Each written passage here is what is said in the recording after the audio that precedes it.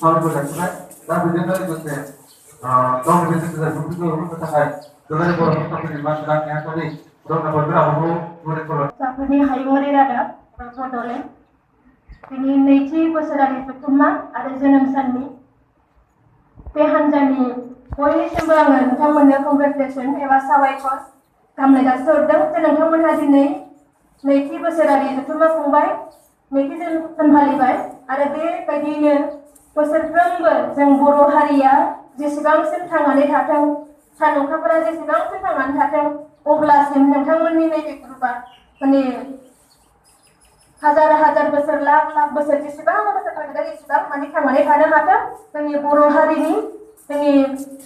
हारिखौ जोथोन लानो हाथों आरो जोंखौ माने बयखौबो सांग्रां होनानै जौगाहोनो हाथों। आं बेखौ बुंबाय गिबियावनो नोंथांमोननिसिम। दा बे समाव नोंथांमोननो बयनिसिमबो सानजौफुनि गाहामलाय जासिहरदों आरो नोंथांमोनखौ आं गिबियावनो साबायखर जासिनो सानदों जे नोंथांमोनहा आंखौ बेहाय लेंनानै लाबोनानै जोंनि बेहाय गोबां माने गुबुन गुबुन फेसबुक ग्रुपफोरनि माने एडमिनिस्ट्रेटरफोरजों लोगोसे माने मेम्बारफोर गुबुन गुबुन बिबानाव थानाय सोद्रोमाफोर बा बिबानगिरिफोर आरो बेजों लोगोसे जोंनि बर' हारिनिनो माने लिरगिरि गौथुमनिनो माखासे गौथुमफोर दङ, बिनिबो माखासे आफादगिरिमोन, बेजों लोगोसे दुलाराय बर' फरायसाफोरनि गाहाय नेहाथारि बिथांमोनजोंबो बयजोंबो जोङो ज' जानानै माने सावरायनो बा आंनि माखासे भिउ पइन्ट्सखौ सेयार खालामनो होनो थाखाय आं गिबियावनो साबायखर जासिदों मंगलीय बर' फिसाफोरनि हायुङारि रादाब बिथांमोननिसिम। दा खोथाया जाहैबाय दिनै नोंथांमोनहा मोनसे सावरायमेल लादों। बे सावरायमेल लानायनि थाखाय नोंथांमोनखौ आङो गिबियावनो माने बेहायबो आङो गोजोननाय जासिहरदों। मानोना दिनै नोंथांमोनहा सावरायमेलाव दा माने थांखि लादों, टपिक लादों, माने आयदा लादों, बे आयदाया माने दा बिराद नांगौ जानानै दं। दा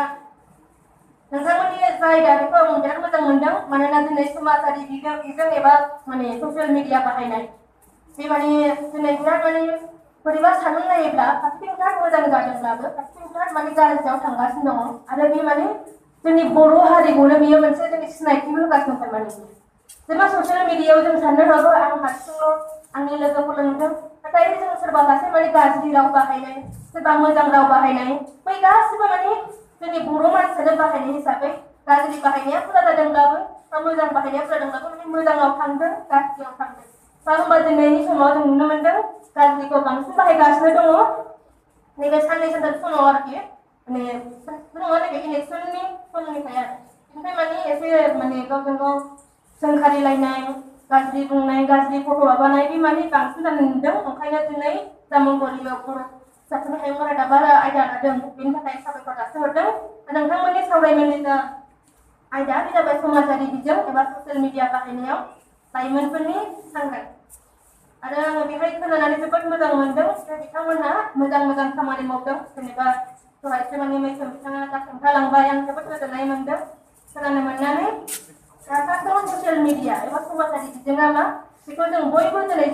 दिनाव रावबो मोनथियै गैया, जोङो बयबो मोनथिखागौ। बा ससियेल मिडिया होननानै बुङोब्ला ससियेल मिडियाया गोबां माने एडभान्टेजबो दङ, डिसएडभान्टेजबो दङ। ससियेल मिडिया होननाय लोगो लोगो बे मोनसे माने बेहाय जोङो माने मोनसे इन्टारेक्टिभ प्लेटफर्म आरो बेहाय जोङो बयबो कानेक्टेड आरो बे कानेक्टेडआव माने ओरैबायदि माने जोङो सिम्पल कानेक्टेड नङा आरो बेहाय माने जोङो सुपार कानेक्टेड होननानै बुंदों आरो माने जों नैबे ससियेल मिडियानि गेजेरजों जुदिथ' जों साफा सानै लोगो मोनदों, एसे कानेक्ट जादों जानो हागौ, खिन्थु ससियेल मिडिया होननाय लोगो लोगो नों सानसे थारला नोंनि जिउआव नों मा मा खालामगासिनो बेखौ नोंनि पस्ट होनायजों, नोंनि आपडेट होनायजों माने नुबाय थायो आरो नों गोजान गोजान जायगायावसो दङब्लाबो बेफोर बाथरुम सिङाव दङब्लाबो माने बेजों कानेक्टेड जानायजों माने सुपार कानेक्टेड आरो जोङो ससियेल मिडियानि गेजेरजों। बेयो जोङो दिनै आरो दिनै वर्ल्डआव जोङो जेनेबा वर्ल्डआव दिनै जोंनाव जेसेबां माने प्लेनेटआवनो जों जेसेबां माने पपुलेसन दं, बे पपुलेसननि मादाव दिनै माने 51.7 माने 52.6% मानसिया दिनै ससियेल मिडिया बाहायो, माने इन्टारनेट बाहायो आरो बिनि फिक्सना आलादा जानो हागौ। जेनेबा फेसबुक बारा जानो हागौ, जेनेबा फेसबुक, वाट्सएप, जेनेबा इन्स्टाग्राम, इउटुब, स्नेपचैट, टुइटार बा आलादा आलादा बिदि जानो हागौ। खिन्थु बिनि इउजारा माने दुनियाव बेसेबां पपुलेसन दं बिनि खावसे बाहागोनि बारा बे मानसिया दिनै होनबा जोङो बेखौ माने ससियेल मिडियाखौ बा समाजारि बिजोंखौ दिनै बाहायगासिनो दं। होमबा बेहाय जों दिनै बर' हारि हिसाबै आङो दिनै बिथांमोना दिनै आलासि लेंबोखादों बांद्राय गोबावमोन नङा आं माने हिनजावसाफोर दङ हिसाबै बेखौबा बुंदों हिनजावसाफोर फैगोन एसे माने आब'आ फैयोबा मोजां जागोन आरो अब्ला बेहाय जोंनि ससियेल मिडियायाव जों मोजाङै बाहायनो थाखाय दिनै बिराद माखासे क्राइम जाबोदों बे क्राइमफोरखौ बुङोबा जेनेबा माखासे जोंनि गेजेराव फेक निउसफोर बिराद फैयो माने फेक इनफरमेसन जाय माने नंगौना नङा जों बेखौ माने खेल लायालासिनो फोसावनानै होयो बेनिफ्राय फेक इनफरमेसन होनानै होयो बेफोरबायदि जेनेबा माबा मोनसे साख्रि ओंखारदोंनो खिन्थु नङा जेनेबा मोनसे माने माबा दिखांना होबाय खिन्थु बे माने नङामोन आरोखि सोरखौबा माबा जावनानै होबाय खिन्थु बेखौ मोजाङै बिजिराखै खिन्थु बे नङामोन माने इनफरमेसना रंलि थाङो आरो बेनिफ्राय साइबार बुलिं साइबार क्राइम बेबो जोंनियाव बिराद जायो आरो बेहाय बांसिन एफेक्टेड जायो हिनजावफ्रा बांसिन जायो आरो बेल' नङा जे साननो नाङा जे आं लेखा गोरोंखा आं बिराद स्मार्टखा आं फेस सामलायगिरि आं मोनथिखागौ आं बे ग्रुपनि सासे माने एडमिन बा आङो माने बेहाय आङो साइबार बुलिंनि आं सासे माने भिक्टिम जानाय नङा बेखौ साननो नाङा आरो मानोना जों नुनो मोनदों नैबे साइबार बुलिंआव जाय मानसिफ्रा भिक्टिम जादोंना बैफोर माने बिराद गोरों मानसिफ्रा भिक्टिम जादों आरो बे भिक्टिम जानायाव जों नुनो मोनदों आं नामखौ मख'ला जोंनि बिराद माने बर' हारिनि सासे मुंदांखा माने गेलेगिरि माने जाय इन्टारनेसनेल लेभेलाव गेलेयो माने वर्ल्ड आरि देरहागासिनो दङ बिथांमोनहाबो माने भिक्टिम जानांगौ होमबा माने बिराद गिदिर मानसियाबो जायो गोरों मानसियाबो जायो बेल' नङा सोरबा इउनिभार्सिटि फरायनाय सोरबा रिसार्च स्कलार बैबायदि मानसियाबो दिनै बेहाय भिक्टिम जानानै पुलिस स्टेसनाव एफआइआर होनाय दिनैसिम केस दङ जायखौ माने नोंथांमोनहा मोनथिया जानो हागौ होमबा बेहायनो मा ससियेल मिडिया बाहायनायाव आं सासेबो माने एफेक्ट जानाय नङा बेखौ साननो नाङा बिराद गोरोंबाबो मालाबा जाहैयो आरो बेनि रिजना गोबां थानो हानाय बेखौ आं दाहायसो दङ बुंगोन बेजों लोगोसे साइबार एक्सट्रिमिजम बेनिफ्राय अनलाइन सेक्सुअल एब्यूज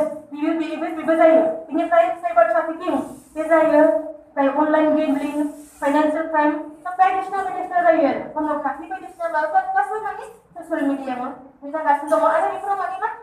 बैफोर माने बेफोरखौ आपल'ड खालामनानै बा पर्न'ग्राफिफोर माने सेयार खालामनानै बैफोर दिनै माने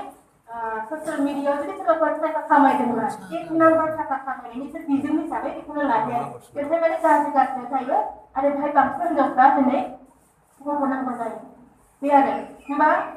दिनै बेफोरनि जों रिजल्टखौ नायबा नुनो मोनो एसे मा सोरबा देरनायखौ मानेबा बा सोरबा प्रप'ज खालामनायाव एक्सेप्ट खालामहैयासै बा सोरबा मोजां मोननानै गारजाबाय गुबुनजों हाबा जाहैबाय बा सोरबा लेखा गोरोंसिन जाबाय सोरबा माहाय बेबायदियाव माने जायो माने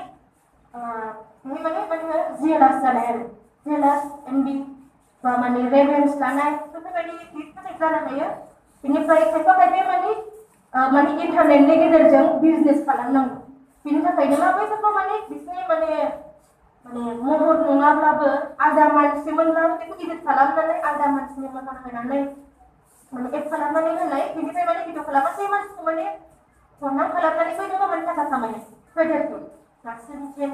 गासैबो माने रिजन जायो होमब्ला बेहाय दिनै जोङो नाथाय बेखौ जों मोनथिया जे जोङो बेनि गेजेराव जों माबाफोर जायोब्ला जों मा खालामनांगौ मानोना हिनजावफ्रा बांसिन माने एसे लाजिनायबो जायो आंनि मान सन्माना मा जागोन बेखौबो सानो जुदि सोरबा फोरमायोब्ला सोरबा खोन्थायोब्ला जुदि दिनै बबेबा वाट्सएप मोनसे ग्रुपआव आंनि माबा मोनसे गाज्रि फट'आ भाइराल जादों होमबा माने बैखौ जों हमनो हायो बेखौ जों केस होनो हायो बेखौ जों मिथिनांगोन दिनै गोबां माने हिनजावफ्रा जेनेबा ल' फरायो बा सोरना मोनसिगोन दिनै ल'बो गोबां खालामना होदों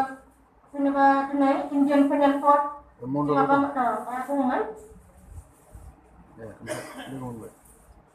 इनफरमेशन एंड टेक्नोलॉजी एक्ट ओमफ्राय मोनो इन्डियान पेनेल कड 1860 बैफोराव माने थांनानै जों बै केसनिफ्राय माने रेहाय मोननो हायो आरो ओमफ्राय दिनै आं खोनादों दासिमबो नुनो मोनबाय आं फेसबुक ग्रुपनि बा वाट्सएप फेसबुक ग्रुपनिबो माने एडमिन दङ हिनजावफ्राबो दङ जेनेबा बेनिफ्राय जोङो वाट्सएपआवबो जों एडमिन जायो नङा होमब्ला फेसबुक ग्रुपआवबो होमबा जों साननानै लायो जे मालाबा गाज्रि कमेन्ट्स होनानै मालाबा गाज्रि पस्ट होनानै जे मा आं डिलिट खालामबानो माने आं फराव हमनाय नङा खिन्थु जेब्ला जों एफआइआर होयो होमब्ला जों फेसबुकआवनो जा बा ग्रुपआवनो जा अबेबा माने वाट्सएपनि ग्रुपआवनो जा बैखौ माने जों डिलिट खालामखांब्लाबो बे पुलिसना माने माबानानै इन्टारनेटनि जोहै बेखौ माने हमफिनजोबनो हायो ओंखायनो जोङो सिगाङावनो जों सांग्रां जानांगोन एवेर जानांगोन जे माने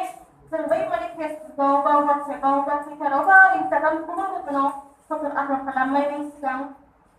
माने जों सानग्रोनांगोन जों बा सोरबाफोर माबा गाज्रि माने माबा बुंनायनि सिगां जों सानग्रोनांगोन जे बिनिफ्राय माबा एफेक्ट जाहैगोन नामा माबा खहा जाहैगोन नामा आं माबाखौ बुंगासिनो बुंगासिनो बुंनानै माबा जाहैगोन नामा साननांगोन मानोना दिनै बैफोरनि माबायावनो दिनै जोंनि बर'फोरखौ नायोबा माखासे केसाव माने जेनेबा साइबार क्राइमनि खोथा बुंगासिनो दं साइबार क्राइम बेहाय माने जोंनि इन्डियायावनो आसामाव माने 17निफ्राय 18सिमाव नाम्बार 1 जादों आरो बे साइबार क्राइमनि गेजेरजोंनो माने मानसिफ्रा माने बिराद उइक जानानै लाजिनानै माने जानानै सुइसाइडबो खालामो आरो बे सुइसाइड खालामनाया जोंनि क'क्राझाराव 1 नाम्बार होमबा बे माने बर'फ्रानो बांसिन बेहाय इफेक्ट जागासिनो बे माने निउसफोराव बांद्राय फैया निउसाव बांद्राय फैया बा माने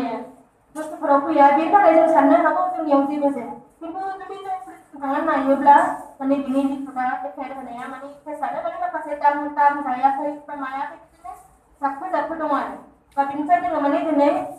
ससियेल मिडियायाव बा माने समाजारि बिजोङाव जों सांग्रां जानांगौआ बिराद गोनां मानोना बे माने ससियेल मिडिया एबा माने समाजारि बिजोङाव जेब्ला जों माबा मोनसे पस्ट होनाय लोगो लोगो बेयो माने सेकेन्डआवनो जे माने बेसेबां बिलियन मानसिया अनलाइन जायो बेसेबां शेयार जायो बेखौ माने दिनै गुगोलआ हिसाब होनो हाया माने सेकेन्डआवनो बारायो नालाय होमबा बेखौ माने हिसाबखौनो होनो हाया बेबायदि दिनैनि अबस्थाया बे आरो होमब्ला जों दिनै बेहाय जों नुनो मोनो जे गोबां मानसिया दिनै ग्रुपाव दङब्लाबो जों नुनो मोनो माने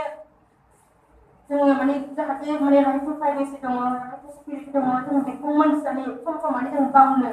नागिरो आरो जाहाथे बे जाया लानांबाय बेनिफ्राय ससियेल मिडिया जे मोनसे माने बिराद मोजां जोंखौ कानेक्ट खालामनानै जे होदों बेजों जे जोङो गावखौ माने बिराद आपडेट बिराद इनफरमेटिभ जोङो बेनिफ्राय माखासे इनफरमेसनखौ जों मोनबाय थानो हायो आपडेट थानो हायो बेनिफ्राय ससियेल मिडिया जोंखौ इम्पावर खालामो माने जोंखौ बेनिफ्राय जों माने इडुकेसन लानो गोनांब्लाबो बा इउटुबावनो जा माबा गुगोलावनो जा ससियेल मिडियानि गेजेरजों जों मा लेखाखौ जों फरायनो हायो नङा होनबा टिकेटबो जानो हायो जोङो जायखौ माने बिराद लेखा बुरजा नायोब्लाबो सोरबा माने टिचार्सनि माने लेक्साराव जों मोनाब्लाबो खिन्थु गुगोलनि गेजेराव इउटुबनि गेजेराव जों माखौबा रोङाखैब्लाबो जों बेखौ नायनानै सार्च खालामनानै जों मोननो हायो होमबा माखासे भेलु माने जेनेबा माखासे जिनिस फाननांगौ बिजनेस खालामनांगौ बेनि माने ससियेल मिडियानि गेजेरजों जादों बा सोरजोंबा रिलेसनशिप सोरजोंबा सोमोन्दो जेनेबा उन्दैयाव जों नुलायदोंमोन स्कुलाव नुदोंमोन क्लासाव नुदोंमोन बेफोर दिनै मा जेनेबा आं क'क्राझारनि मानसिया दिनै सोरबा बेमारजों क्लासमेटफोरजों लोगो मोनफिननो हादों लोगो मोनदों मोनथिलायदों बा रिलेसनशिपआ बिराद मोजां जायो होनबा जोंनि साक्सेस हिस्ट्रियाव माने ससियेल मिडियाया बिराद मोजां माने गोहोम दं आरो बा बेफोरखौ जों नागारनानै जों माखासे जों नेगेटिभ इम्पेक्ट बेनिफ्राय जों माने गोजानाव जाहाथे जों थायो बेखौ जों साननांगोन आरो आं बेहाय गोबां बाथ्रा बुंनो सानाखै मानोना जोंना माने गाहाय आलासिजों लोगोसे गुबुन आलासि दङ आरो नोंथांमोनहा गाव गावनो एसे आं सांग्रांखा बायदि मोनो मानोना दिनै बेहाय जाय नुजाफैदों आं माने पार्सनेलि मोजाङै मोनथाराबाबो आं फेसबुकनि गेजेरजों नोंथांमोनखौ गासिखौबो सिनायखानायनि